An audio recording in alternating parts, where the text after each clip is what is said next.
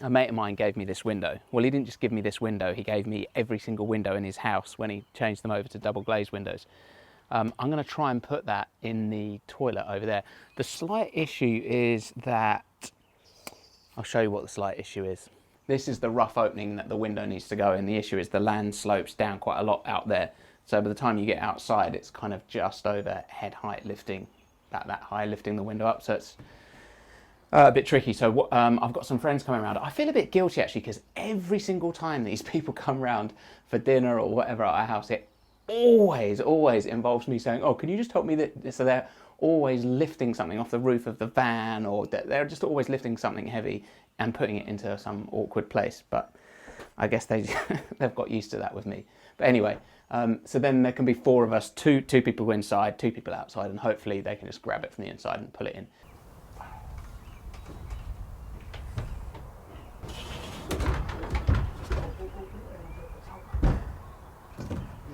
Enough? Let's just go over silicon. Yeah. There we go. Okay, hold on to the side. We're in, yeah. Yeah. Yeah. Yes. Yes. Whoa. As you choose not only stand.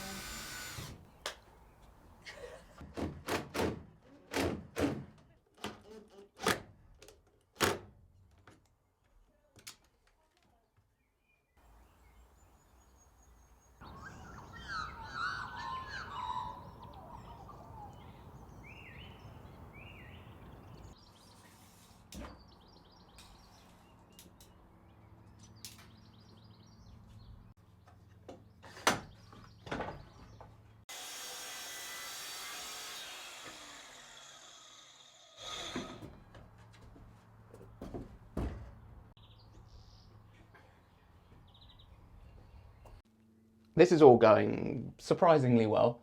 I'm a little bit scared when it comes to windows, not in daily life, obviously, just in terms of putting them inside buildings. It's kind of tricky, mainly because the sort of, well, firstly, you're building a great big hole in a building, so you've always got the problem of water getting in somewhere. And then the next thing that's difficult is the fact that it's just very different in terms of tolerances. You know, with buildings, you can be this much out and it's okay because wood is warped often or bent in one way or another. Windows and glass, however, is exactly square. It's millimeter accurate. So you end up putting a very precise thing in a slightly imprecise square, if you see what I mean. So the way to get around that is you make the square slightly bigger and then just pack it out with these little packers, things like that. But it's gone all right, and it opens and it works, which is great. So as you can see, it works, which is pretty cool. The only thing I don't have for it, I noticed there was only one handle, which it's a little bit of a shame. I've got loads of these windows and I looked around to see if I could pinch a handle off another one of the windows, but they're all different from this one, which is a bit of a shame. But the local dump is maybe if I get really lucky. So I'll have a rummage around, see what I can find. But for now, this is okay.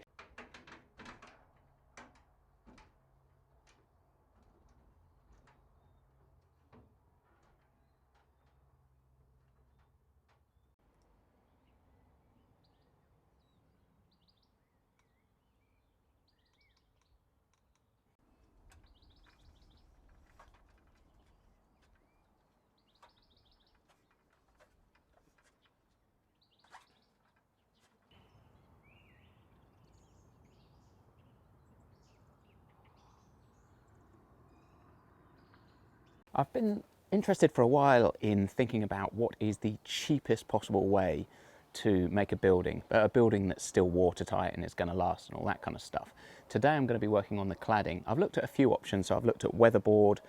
I've thought about, you know, just covering the whole lot in wrap, some kind of house wrap, and then using battens and then cladding.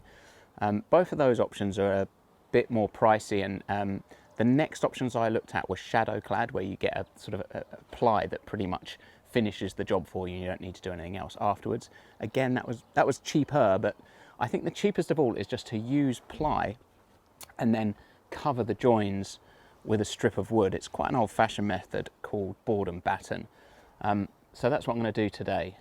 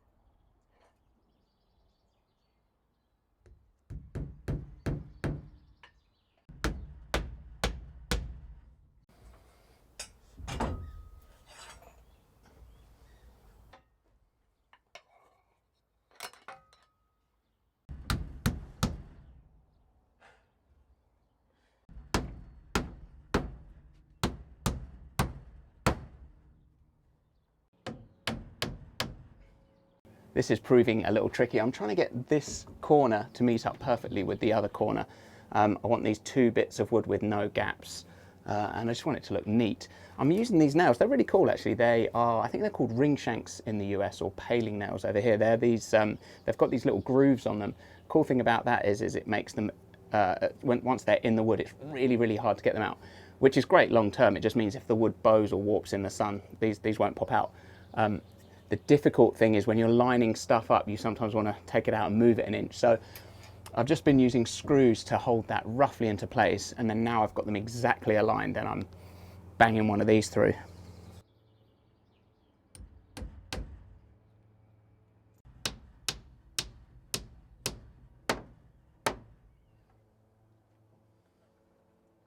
One of my favourite things about this hammer is it's got this little magnetised groove in it, and you can just put a nail in there, and it means you don't have to hold it when you're knocking it in.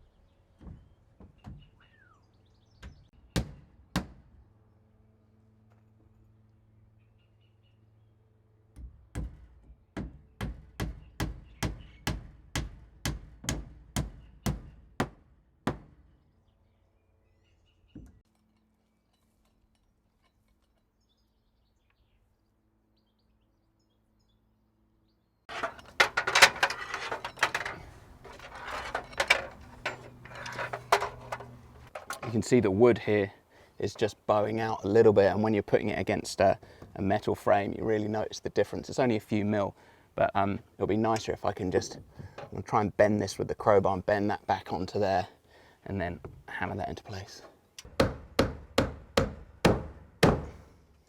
Cool.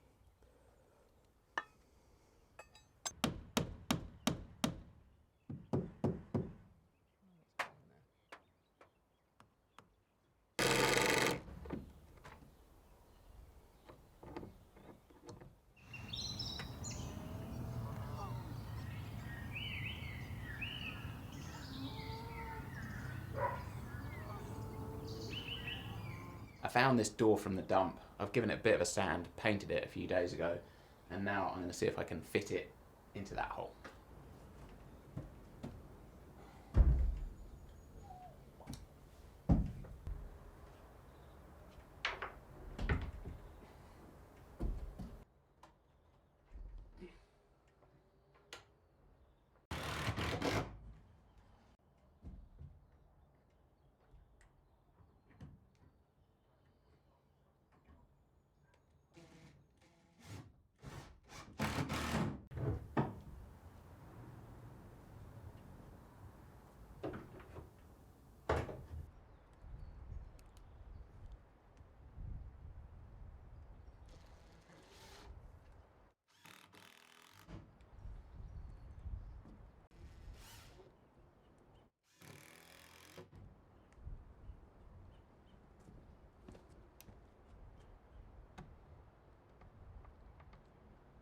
I'll put a proper catch on this later, but for now I'm just going to cut a small hole in the wood there just to allow that in, and that should be just about enough to hold the door in place.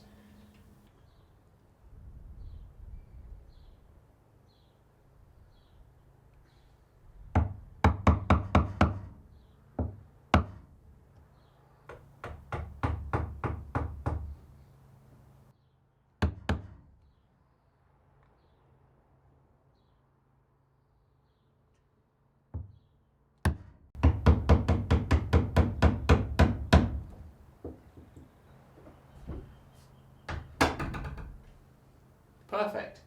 That works surprisingly well.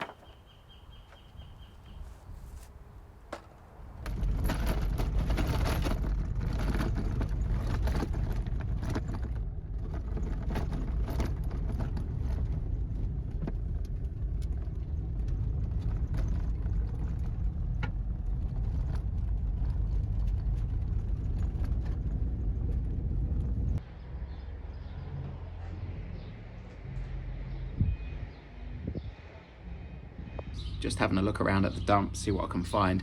Got a couple of really good finds, so that is going to fit perfectly on the window.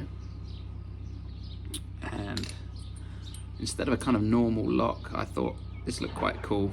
This little catch, that's going to work. And then I've also found this, which is perfect for the door. All in all, that's a pretty good haul.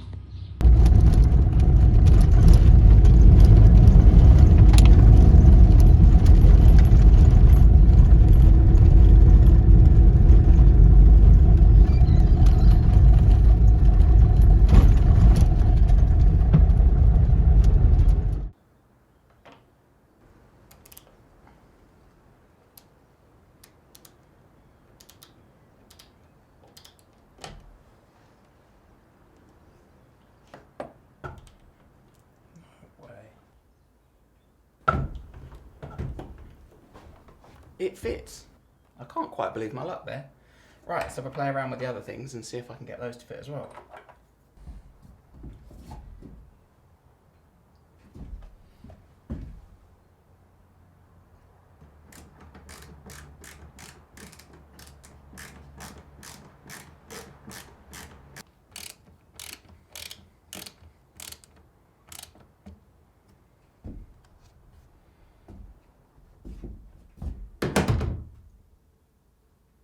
They had quite a few regular through bolts at the dump, but I don't know why, something attracted me to this instead. It just looks a bit slightly more interesting.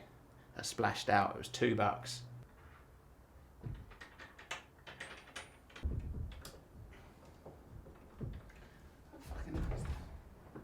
Since this thing is brass, I might as well use these little brass screws to fit it. It's these little details no one else will ever notice, but I will.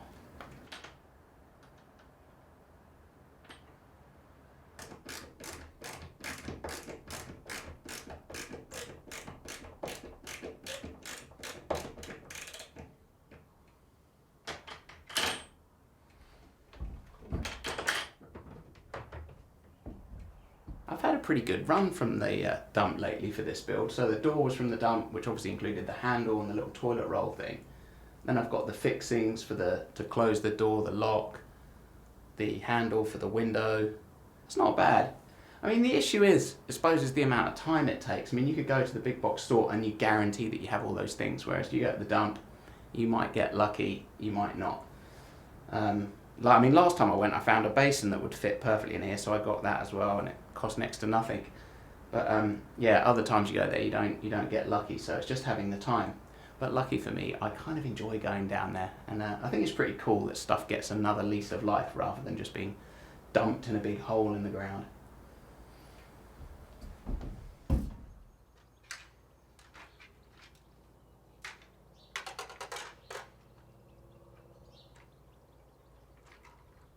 So I just need to clad around the edge of the door, and then we're about finished on the outside. It's not the greatest of weather today, so I'm thinking I might just head into town and buy a load of plumbing supplies so I can get on with putting in the shower and the basin next week. So I think I'll leave it there. Thanks so much for watching, and hopefully I'll catch you next week.